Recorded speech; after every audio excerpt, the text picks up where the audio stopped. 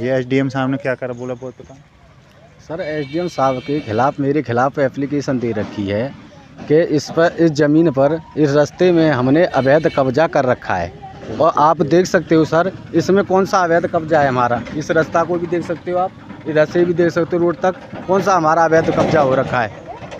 Sir नायब तहसीलदार साहब जो आए थे उन्होंने इसकी इंक्वायरी की, तो नायब तहसीलदार साहब को उन्होंने 420 इतने कागजात बना रखे हैं कि सामने वाले अधिकारी को इतना कन्फ्यूज कर देते हैं वो सोचने पर मजबूर हो जाए।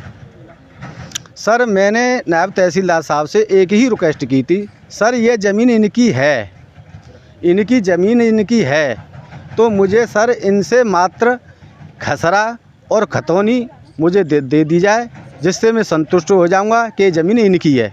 जो इनसे पहले जो नायब तहसीलदार मैडम आई थी उन्होंने इस ज़मीन का जायज़ा लिया, तो उन्होंने अपनी टीम के साथ आई थी, एक बार नहीं 2-3 बार टीम के साथ आई हैं। तो जो भी उनके साथ लेखपाल और कहानी वो आए थे उन्होंने एक ही बात कही थी कि सर इसमें 5 कड़ी की एक गांव की सरकारी नाली है, जो प्लस में ज़मीन बची हुई है वो श्रेणी 6-2 की ग्राम पंचायत आबादी है।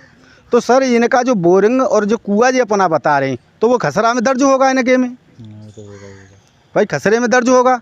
जो कुआं जो खसरा और खतौनी इन पर नहीं है तो मैं कैसे मान लूँ कि ये ज़मीन इनकी है। सर मेरा यही रिक्वेस्ट है, सर आप मेरी रास्ता बनवाई जाए।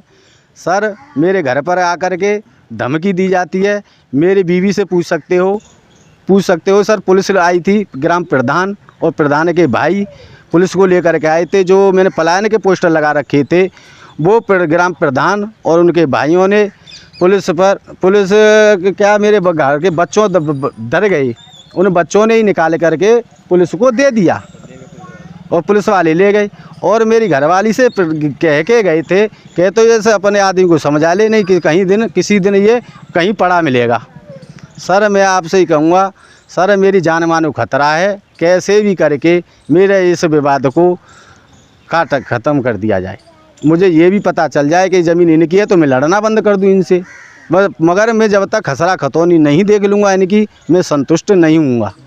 यही मेरा है। और रही बात ये रास्ते की, तो ग्राम प्रधान जी कह रहे थे कि मुझे सब एसडीएम साहब की परमिशन मिल जाए तो मैं इस 11 मीटर रास्ते को निकाल दूंगा।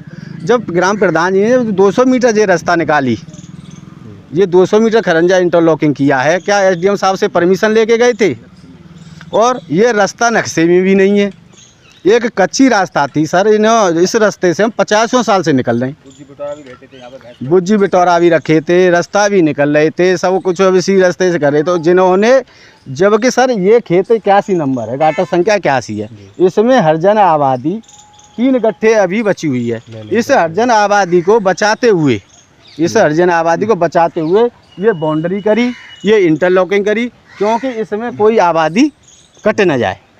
आबादी को बचाते हुए जब ये रास्ता निकाली है इन्होंने, सर हमने इनसे बहुत रिक्वेस्ट कर ली, इनके हाथ भी जोड़े, इनके पैर भी पूजे, पर इन्होंने हमारी कोई सुनवाई नहीं की। मैं सर हम आपके काम वाले हैं, गरीब आदमी हैं, आपके भंगी हैं, सब तरह से इनसे हमने अनुरोध कर लिया, पर हमारी बात पर कोई इन्होंने विचार नहीं किया।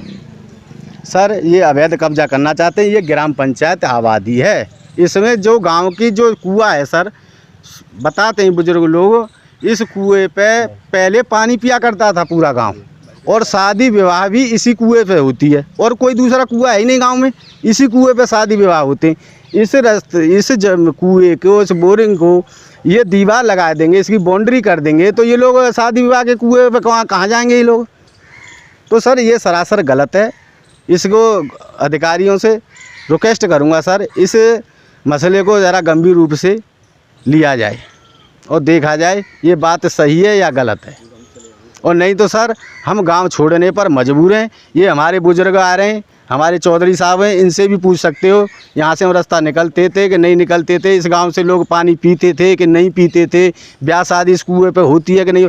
ये तो ये कब्जा करना चाह रहे हैं इस ज़मीन पे, और ये भी जो जिनकी ज़मीन है, जिनका खेत है, ये भी दूसरी ग्राम पंचायत के, ये ग्राम पंचायत नगला वाला में नहीं है। वो सर जिस गांव के हैं वो ग्राम पंचायत एलाद तुर्रा पड़ती है, तो इनका तो हमारी ग्राम पंचायत आबादी में हक ही नहीं है लेने का। ये तो खाली एक दबंगई से इस ज़मीन पर कब्जा करना चाहते हैं। कब्जा करके कुछ ना कुछ करेंगे, ये प्लॉट काटें या कुछ भी करें, फिर खेत में मिलाएं। बताना पुलिस वाले क्या क्या कह के गए? यूँ कह के गए थे कि अपने आदमी को समझा ले। प्रधान और पुलिस वाले के साथ में आई और प्रधान के बड़े भाई तो यूँ बोल रहे थे अपने आदमी को समझा ले, नहीं तो इसे मार मूर के फेंक देंगे, ये समझ में नहीं आती है इसके में कुछ भी। और जो पोस्टर जो लगाए हुए हमने वो सारे फाड़ ले गए घर से हमारे से, और खुद ने फाड़ के और वीडियो बना के ले गए और हमारे मारने पीटने की धमकी दी है। और मेरे आदमी से कहते हैं कि इसे मार मूर के फेंक जाएंगे या तो इसे समझा ले। तो क्या बंदे आए थे? 4 5 आते हैं रोज, 3 4 दिन आए वीडियो वाले। उसमें पुलिस वाले कितने थे? हाँ, गांव वाले आते हैं, गांव वाले 4 5 रोज आते हैं। 30 से 14 वो ड्यूटी चले आते हैं, घर पे कोई रहता नहीं है, हम बच्चे ही रहते हैं बस।